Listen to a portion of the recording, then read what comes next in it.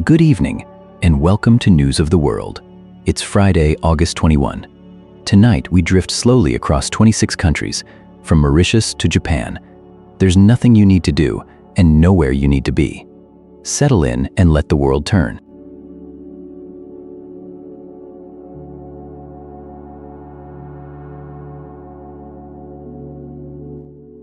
Mauritius is a small island nation in the Indian Ocean, east of Madagascar, and for most of its modern life it has been defined by what surrounds it: warm water, coral reefs, and the long shadow of colonial history.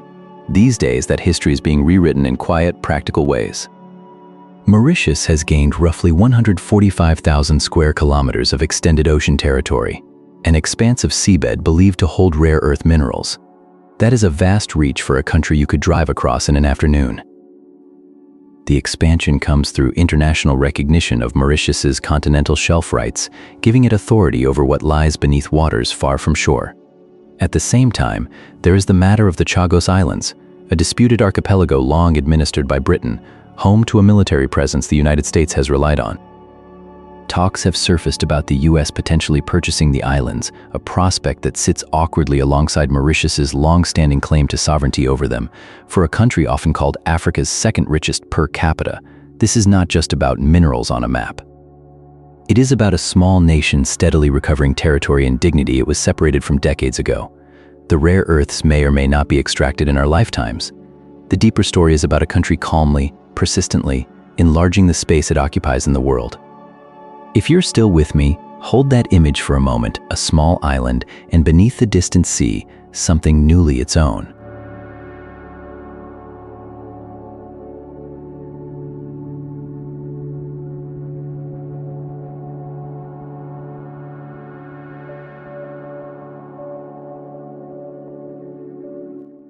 Trinidad and Tobago has been deepening its connections across the water this week, as the Indian External Affairs Minister, S. Jaishankar, arrived for a visit that produced 8 signed agreements between the two nations. It's the kind of diplomatic moment that can sound formal from a distance, ministers at tables, documents exchanged, but in Port of Spain it carries a particular resonance. Roughly a third of Trinidad and Tobago's people traced their roots to India, carried there across the Atlantic in the 19th century as indentured laborers. So a visit like this isn't only about governments talking. It's about two places whose histories were braided together long before any treaty was drafted. The agreements themselves span a range of fields, though the specifics haven't been widely detailed yet. What's clear is the intention, a widening of cooperation, a recognition that the relationship between these two countries is worth tending. Trinidad and Tobago's own High Commissioner to India, Chandradath Singh, has spoken about how India's growing global presence opens doors for the Caribbean nation, not as a junior partner, but as an old friend finding new footing. And there's something steady in that image, if you hold it for a moment. Two countries, separated by an ocean, choosing to sit down together and sign their names to shared promises. The kind of quiet work that doesn't make much noise but keeps the world stitched together, one agreement at a time.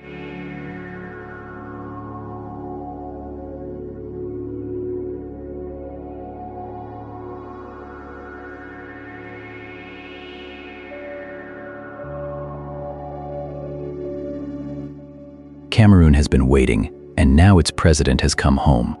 Paul Biya, who is 93 years old and the oldest head of state anywhere in the world, returned to Yaoundé after 10 weeks away.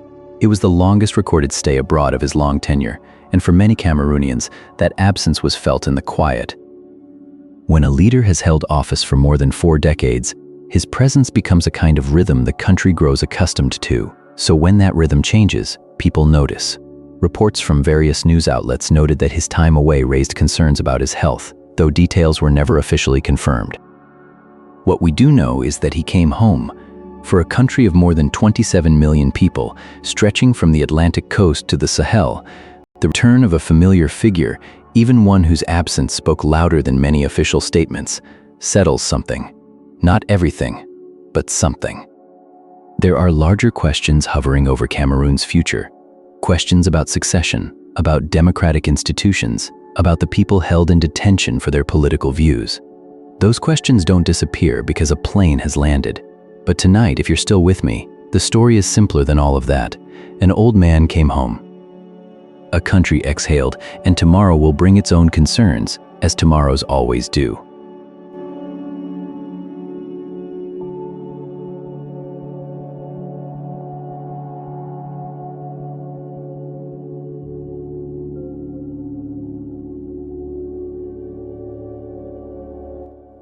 Kiribati is a country spread across the equatorial Pacific like a constellation, 33 islands stretched over an enormous stretch of sea, most of it nowhere near land you could stand on. The Line Islands out in the east are among the most remote. These days, they are being carefully mapped. A company called Fugro has been surveying the coastal waters there, gathering detailed seafloor and shoreline data to help Kiribati plan for what the ocean is bringing. Because what the ocean is bringing, increasingly, is itself onto the land. Kiribati sits low. Most of its ground rises only a couple of meters above the water, which makes every high tide, every storm surge, a matter of close attention. Good mapping won't stop the sea, but it lets people see what's coming, where the water might move first, where the land is most exposed. It gives a small country the chance to make decisions with clear eyes rather than guesswork. And Kiribati has been making those decisions steadily, looking at drinking water systems too, working with partners from the Netherlands and New Zealand to keep fresh water flowing in places where saltwater creeps into the ground. There is something quietly remarkable about a nation that may be among the most vulnerable on Earth to rising seas, choosing to study its own coastline with this kind of patience, not panicking, measuring, writing things down. If you're still with me, picture a boat moving slowly through warm, shallow water, its instruments reading the seafloor below, line by line, chart by chart, while the Pacific stretches out in every direction, vast and unhurried, and the people who live on these islands keep planning for tomorrow.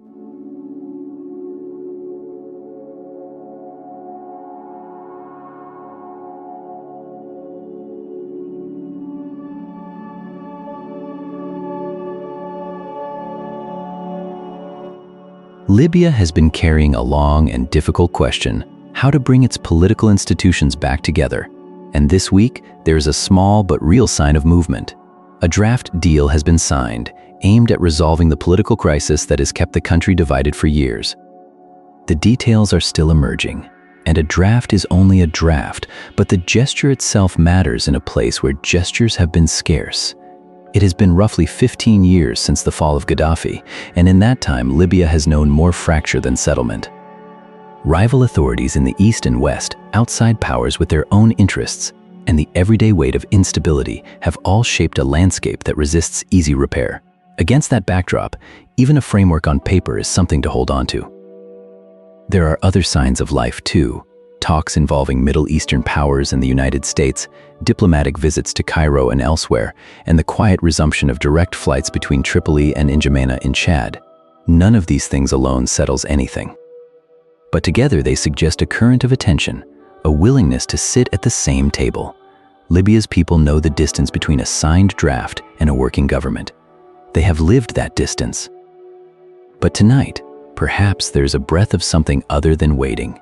And if you're still with me, that may be enough to carry into the hours ahead.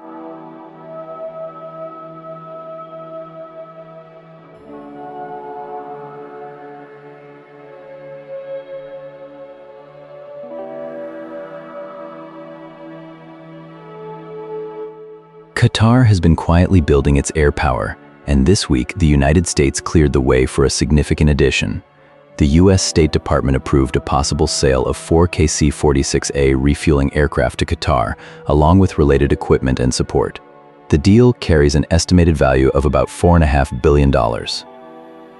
These are Boeing-built tankers aircraft designed to refuel other planes mid-flight, extending how far they can go and how long they can stay aloft.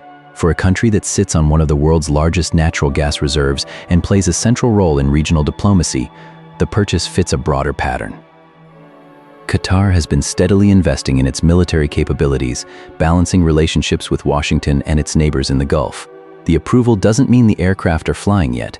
These sales move slowly through congressional review and final negotiations, but it signals where Qatar is headed.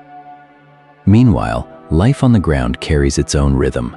Qatar Airways has been fitting its fleet with Starlink internet, bringing connectivity to passengers crossing continents. And in Doha, the art world is gathering again for the second edition of Art Basel Qatar. So the skies above this small peninsula are being shaped in two directions at once, one for defense, one for connection, both in their way about reaching farther. If you're still with me, we'll move on to our next stop.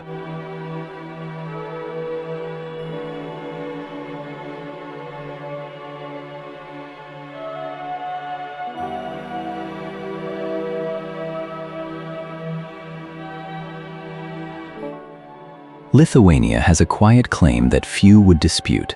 Basketball runs through the place like a river, and the city of Kaunas, the country's second largest, sits at the heart of that current. These days, Kaunas has been hosting international basketball, and one particular night there has lingered in the memory. Estonia's Kristijan Kullamäe won a game for his country in overtime on Lithuanian soil. If you know the basketball map of the Baltic, you'll understand what that means. Estonia and Lithuania are neighbors, rivals in the gentlest sense, and for an Estonian player to deliver the decisive blow in Kaunas, of all cities, carries a certain weight. Kaunas is a place where the sport is not just watched but felt, where the gymnasium holds echoes of decades of devotion. And on this night, the drama ran long enough to need an extra period before anything was settled. Elsewhere on Lithuania's basketball calendar, the national B team hosted a visiting American college side, the Arizona Wildcats, and handed them a 99-88 defeat, a reminder that even a second-string Lithuanian side carries generations of basketball instinct. The visitors from Arizona were, by all accounts, out-muscled on the boards, young and learning. But the night that stays with you is the one in Kaunas, where overtime stretched the tension out, and Kristijan Kullamäe found the moment that mattered. A small country, a borrowed court, a game that wouldn't end, and then suddenly, it did.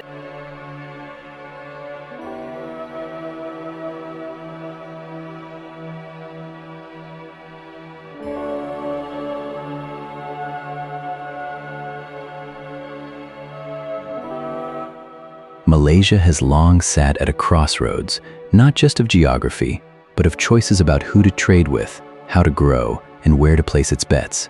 This week, word came that Prime Minister Anwar Ibrahim plans to visit China next month, with an eye on building trade ties between the two countries.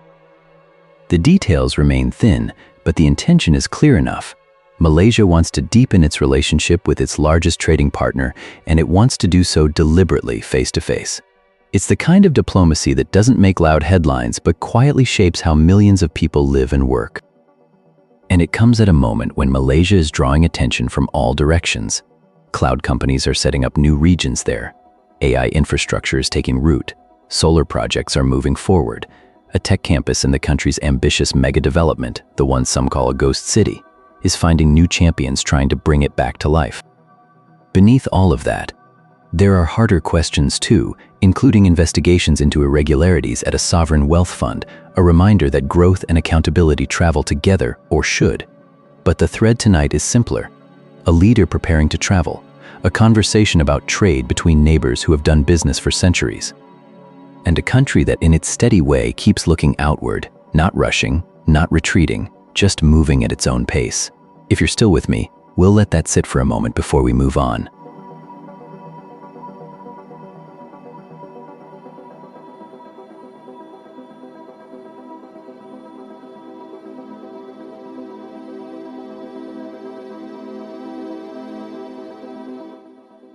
South Sudan has been living in a kind of in-between for years now. Not at war exactly, but not quite at peace either. A transitional government has held the country together since the last ceasefire, and the question hanging over everything has been simple and heavy. When do the people get to choose their own leaders? This week, the answer from Juba came clearly. South Sudan's leadership, including President Salva Kiir, says the time has come to hold elections and bring this long transition to a close. They've also made clear they don't welcome pressure from outside powers telling them how or when to do it. It's a posture that carries a particular weight in a country that fought so long for its own sovereignty. But the United Nations has been sounding its own note of caution. A UN commission warns that elections held without proper safeguards could reignite conflict and even fuel new atrocities. They're not saying don't vote, they're saying make sure the conditions are right first, and the backdrop to all of this is sobering. Aid workers and contractors have faced a surge of deadly attacks in recent months. Humanitarian funding has collapsed, deepening an already painful crisis for ordinary people. So the tension is real. A nation wants to move forward to close one chapter and open another. And those watching from outside worry that moving too fast could cost lives. If you're still with me, hold that thought. A country standing at a threshold, wanting to step through it carefully, and hoping the ground holds on the other side.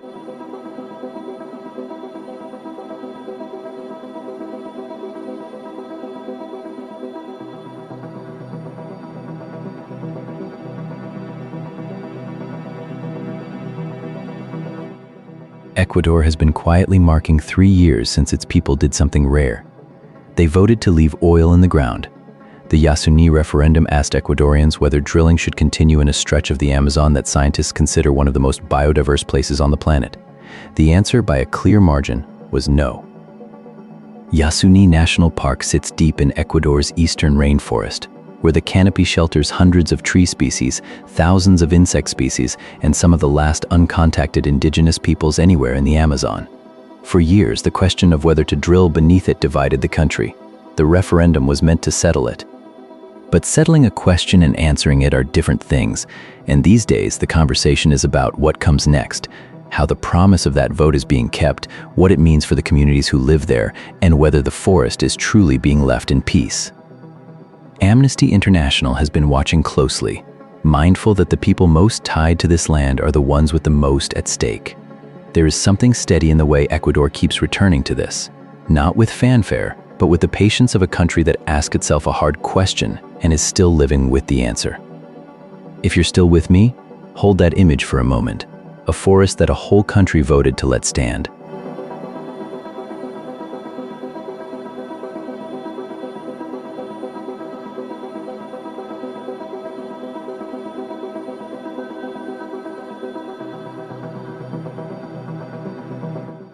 In Benin these days, there's a quiet shift happening in how young people are being prepared for the world.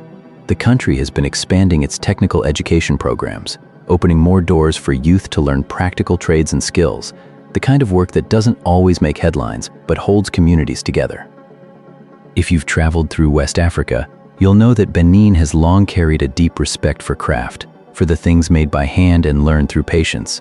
So this expansion feels less like a departure and more like a continuation, a country making room for its next generation of builders, mechanics, technicians, and makers.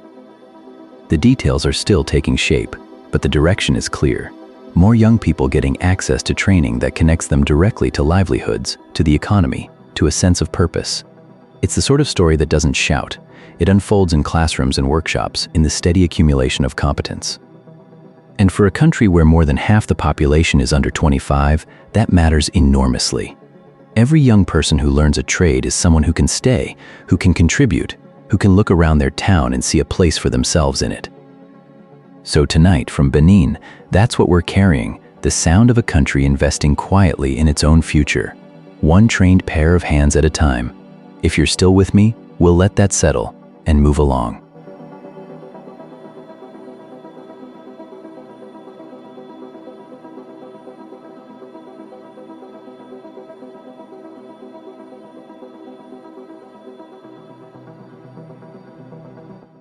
Rwanda sits in a part of the world where the land can be generous but never careless about it, a country of steep hills and dense small farms, where what grows is watched closely. This week, the World Food Programme released its country brief for Rwanda, a document that most people will never read but that carries the shape of ordinary life for hundreds of thousands of people. These briefs are not dramatic. They track school meals served, refugees supported, nutrition programs for mothers and young children, and efforts to help farmers and communities build something sturdier than emergency aid. In Rwanda, that work has a particular texture. The country hosts refugees from neighboring conflicts, and it also carries its own history of rebuilding from devastation, so food security is not an abstract policy idea there. It is a daily question of whether children can concentrate in school, whether families can stay ahead of the dry season, whether the next harvest will hold. The brief itself is a quiet accounting, the kind of report that measures progress not in headlines but in meals and training sessions and hectares. If you are still with me, Consider that most of the world's steadier work looks like this. Someone, somewhere, counting portions and planning for a season that has not arrived yet. Rwanda knows that season well, and the people doing this work there know that the most important thing is not to be noticed, but to be ready.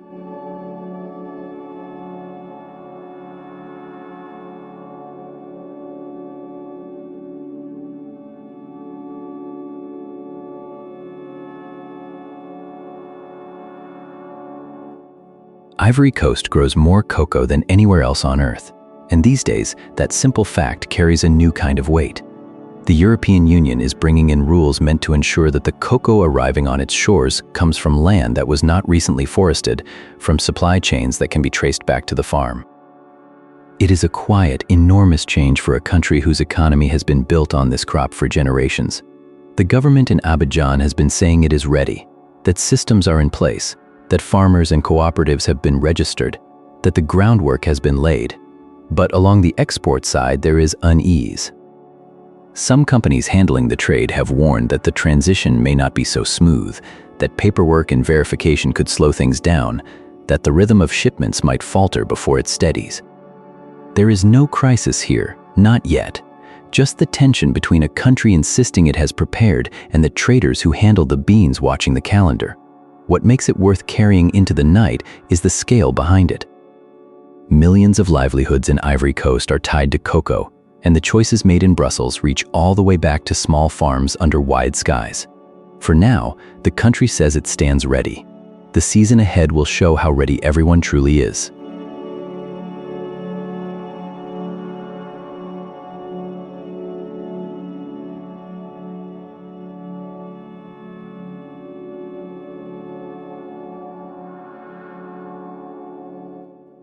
Poland has been running trains at 250 kilometers per hour, that's roughly 155 miles per hour, testing whether its intercity lines can handle the kind of speed that would meaningfully shrink the distance between its major cities. The trials are part of a broader plan to cut journey times across the country, bringing places that have always felt far apart a little closer together. There's something quietly hopeful about it. A train moving that fast through the Polish countryside, past the farmland and the small towns and the forests that cover so much of the landscape, is a strange thing to picture if you think about how long some of those routes have been traveled. People have been crossing these same stretches of land for generations, by horse, by slow rail, by the kinds of trains that stopped at every platform, and now the question is whether the track, the signaling, the bridges and the curves can all hold up to something much faster. It's not a small undertaking. High-speed rail asks a lot of a country, not just engineering, but patience, investment, a willingness to build for a future that hasn't quite arrived. But if the tests go well, someone in Warsaw might one day reach another city before their coffee has gone cold, and the map of Poland, at least the one people carry in their minds, would feel a little different. A little smaller, maybe, in the way that only good transit can make a country feel, not diminished, but more connected. If you're still with me, we'll move on.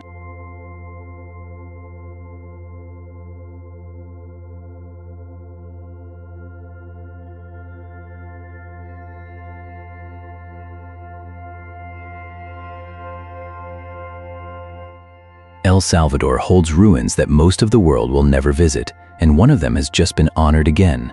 The archaeological site of Cihuatán, a pre-Columbian city whose stones have waited quietly in the Salvadoran countryside for centuries, has received the Ambassador's Fund for Cultural Preservation for the third time. The award comes through the United States Embassy in El Salvador, and it recognizes something that doesn't always make headlines: the patient work of guarding what a place remembers. Cihuatán was once a substantial city, built and lived in long before modern borders were drawn across this part of the Americas. Its pyramids and plazas still stand beneath the open sky, and the people who care for them have been doing so with limited resources and steady devotion. To win this kind of recognition once is encouraging. To win it 3 times suggests a relationship between a site and its caretakers that runs deeper than any single project. The fund supports conservation work, which means stabilizing walls, protecting fragile surfaces, and making sure that what has survived this long can survive a little longer. It is slow work, the kind of work that rarely feels urgent until you imagine it undone. If you're still with me, picture that countryside tonight, the grass moving around ancient stone, and somewhere nearby, people planning the next careful season of preservation. A small country holding its history with both hands.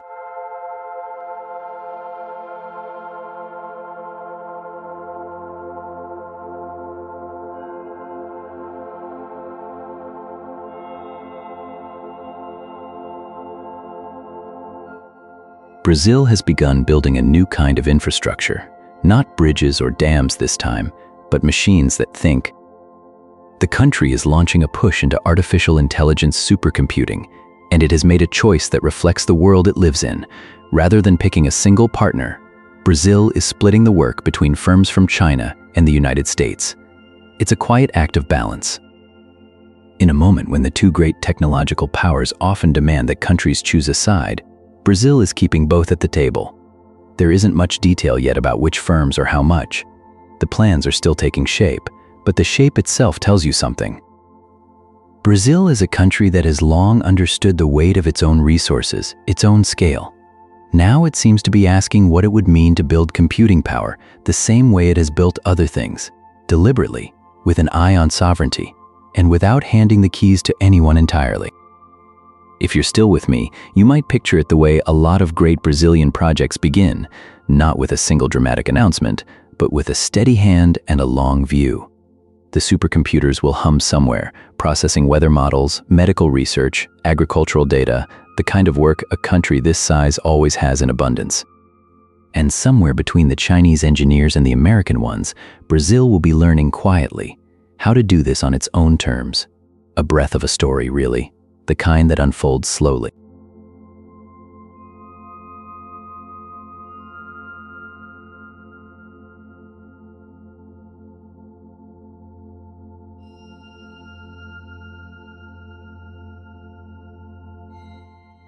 Belarus has closed its embassy in Finland, a small diplomatic gesture, but one that carries a quiet weight. An embassy is more than a building. It is a place where two countries keep their conversation going, where visas are stamped, where questions find someone to answer them.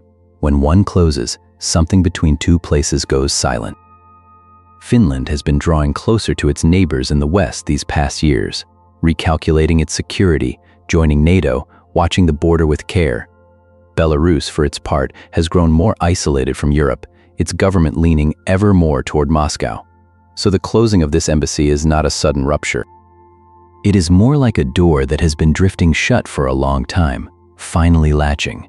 There are still Belarusian people living in Finland, and Finnish people with ties to Belarus, families, friendships, business connections that don't simply end because a flag comes down from a building. But the formal channel between them, the official point of contact, is gone now. If you think about the map of Europe these days, you can see these small distances widening in real places. A consulate here, a trade agreement there, a flight route that no longer exists. Each one is small on its own. Together they describe something larger. And tonight in Helsinki, one more building stands empty, and in Minsk, one fewer diplomatic post remains on the books.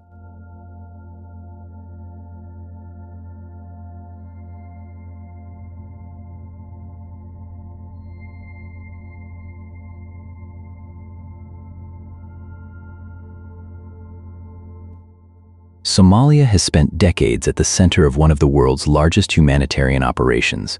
Food aid, emergency clinics, water trucks, shelters, the machinery of international relief has become part of the landscape, so familiar that it can be hard to imagine the country without it.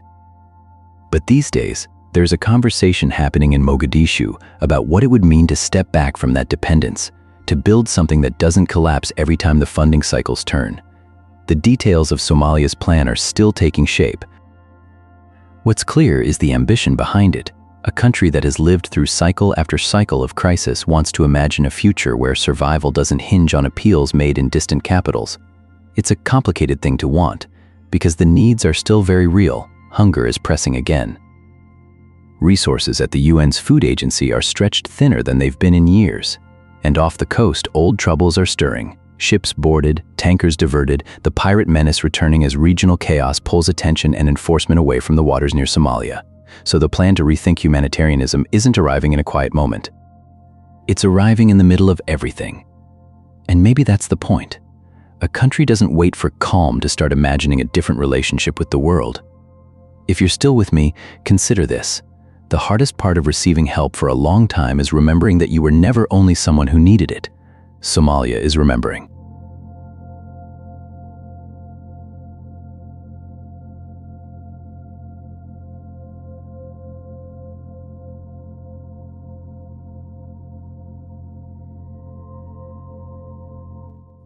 São Tomé and Príncipe is one of those places you hear about and then immediately want to look at a map.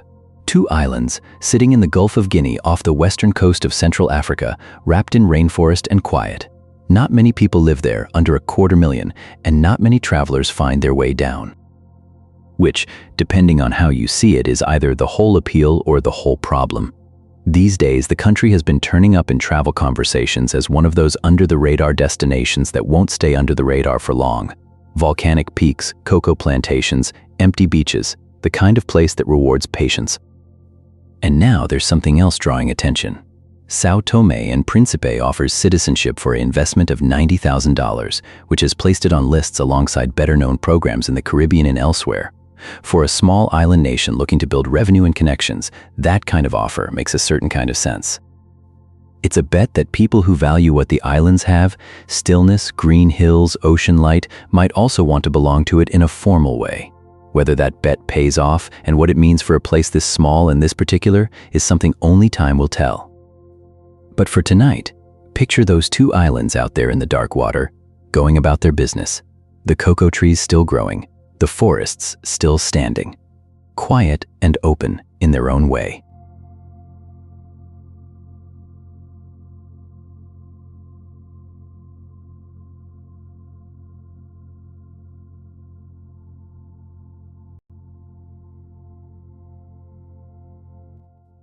Czechia has quietly reached a milestone in its energy transition. The country's largest battery energy storage system, a BESS as the engineers call it, has gone online, adding a significant new piece of infrastructure to the Central European power grid. If you're not familiar with the term, a battery storage system does roughly what it sounds like. It holds onto electricity when there's a surplus and releases it when demand rises. That sounds simple, but in a country still balancing coal heritage with renewable ambition, it matters more than you might think. Wind and solar are clean, but they don't wait for anyone. The sun sets, the wind drops, and the grid still needs steady power. Battery storage is the quiet technology that helps bridge those gaps, and Czechia has been building toward this moment for a while. We don't have the exact figures from the project yet, the megawatt capacity, the location, the developer's name, but the headline alone tells us something worth noticing. A country that once drew heavily on coal is now investing in the infrastructure that makes renewable energy dependable. It's not the loudest story you'll hear from Prague or the Moravian countryside these days. There are films heading to the Academy Awards, cricket qualifiers, hockey tournaments, but underneath all of that, the grid is changing, one battery at a time. And somewhere in Czechia, a newly switched on system is humming, holding power in reserve, waiting for the moment it's needed.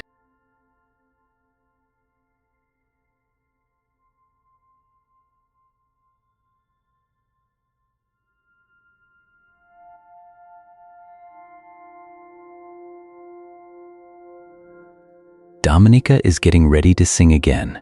The World Creole Music Festival is coming back to the island, and the names on the 2026 bill carry the kind of weight that makes people book flights early.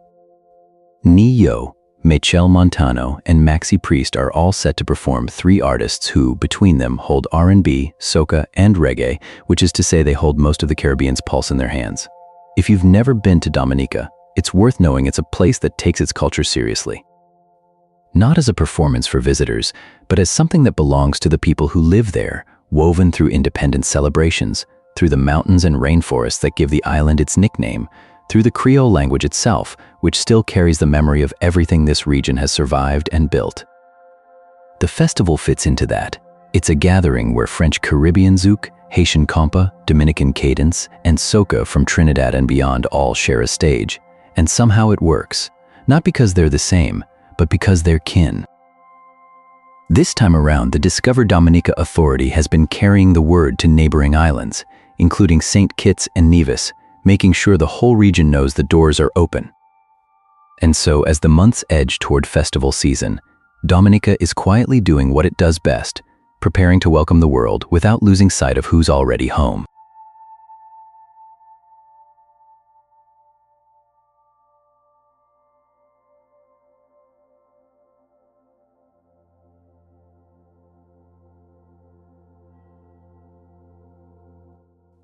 St. Kitts and Nevis sits quietly in the eastern Caribbean, two islands that have long known the rhythm of visiting ships.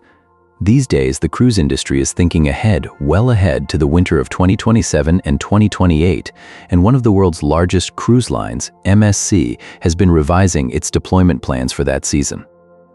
The details are still taking shape, but the broad strokes are these.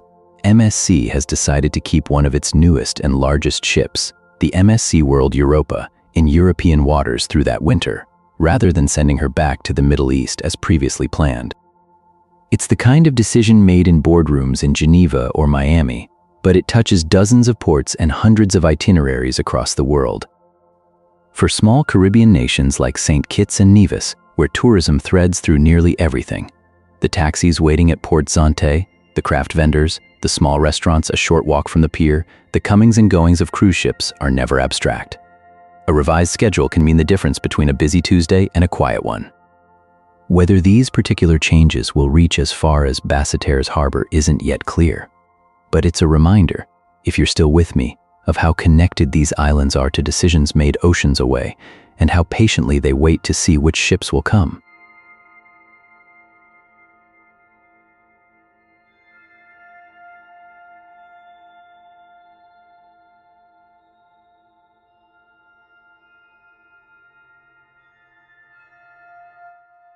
South Africa has spent a long stretch of these past months working in a kind of quiet. For nearly a year and a half, a freeze from a United States funding agency had put research partnerships on hold, work tied to health, to science, to the kinds of collaborations that don't often make headlines but quietly underpin how a country builds knowledge. The loss over that stretch was measured at around $450 million. That's not an abstract figure. It's grants paused, labs reassessing, researchers waiting on decisions that shape careers and, more importantly, shape what gets studied and who benefits from what is found. Now the tap has been turned back on. The ban has been lifted, and the funding is resuming. It won't replace what was lost during those 17 months, the projects shelved, the momentum that drifted, but it does mean the next chapter can begin. If you're still with me, you might picture a laboratory in Cape Town or Johannesburg where someone has been keeping equipment running on hope and smaller grants, waiting for word. That word has come, not with fanfare, but with the simple relief of a door reopening. South Africa's scientists can get back to the work they've been holding at arm's length, and the country's place in the wider research community feels a little more secure tonight.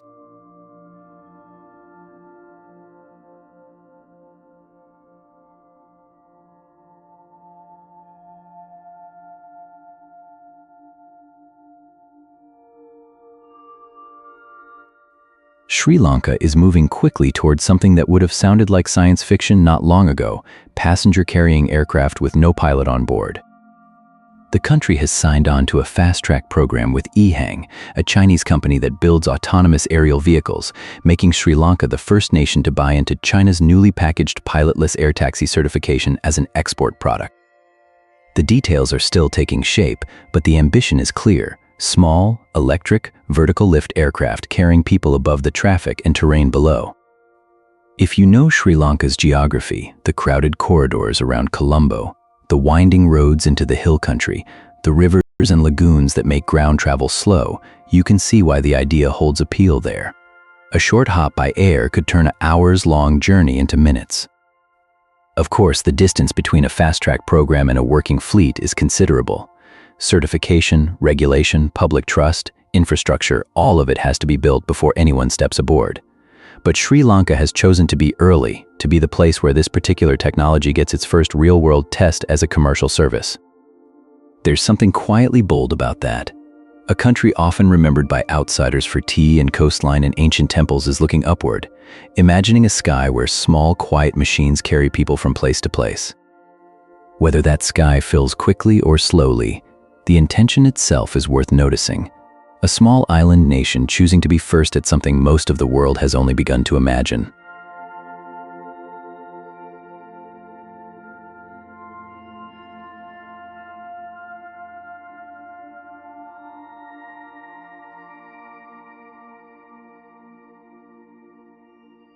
China has been living with a slow-moving tremor in its housing market, and these days the aftershocks are still being felt.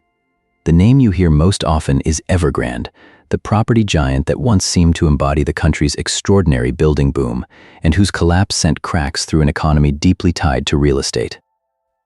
Now a court has sentenced Evergrande's founder to life in prison, a verdict that lands with a particular heaviness for the millions of families who bought homes that were never finished, and for the workers and suppliers caught in the wreckage.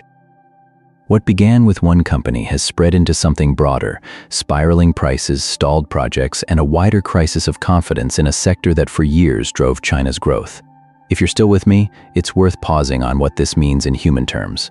In China, a home is often more than an investment. It's where a young couple begins a marriage, where grandparents expect to gather, where a family's savings are quietly anchored. So when the ground shifts beneath that expectation, it isn't only a financial story, it's a story about trust and about the slow work of rebuilding it. The courts will do what courts do. The markets will adjust. But in the apartments that were promised and never delivered, in the cities still waiting for cranes to turn again, the reckoning continues, quietly, patiently, and far from finished.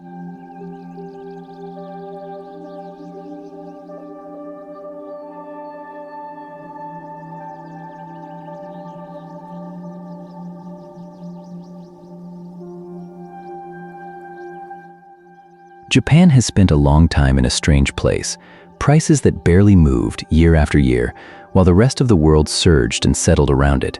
For decades, a little deflation was the familiar weather there, not a crisis, but a kind of stillness that people got used to. Now that stillness is shifting. Figures out this week show Japan's core consumer prices rising close to 2% over the past year. Not dramatic by global standards, but for Japan, it's a real signal that the ground is moving. The Bank of Japan has been watching this carefully. For years it held interest rates below zero, trying to coax prices upward. Now that prices are doing what they were asked to do, the bank has reason to lift rates gently, but with purpose. It's a turnaround that matters in ways that go beyond numbers. A rate change touches mortgages, savings, the cost of borrowing for small shops and big companies alike. And it touches the yen, which has slid so far that Tokyo stepped in to support it. None of this is sudden.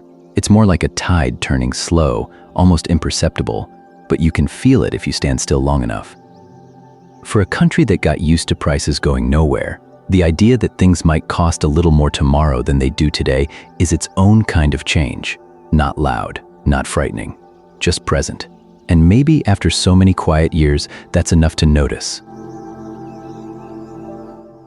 And that's the world for tonight. Wherever you are, whatever tomorrow holds, rest easy. The world will keep turning slowly while you sleep, and we'll take another quiet trip around it tomorrow night. Good night.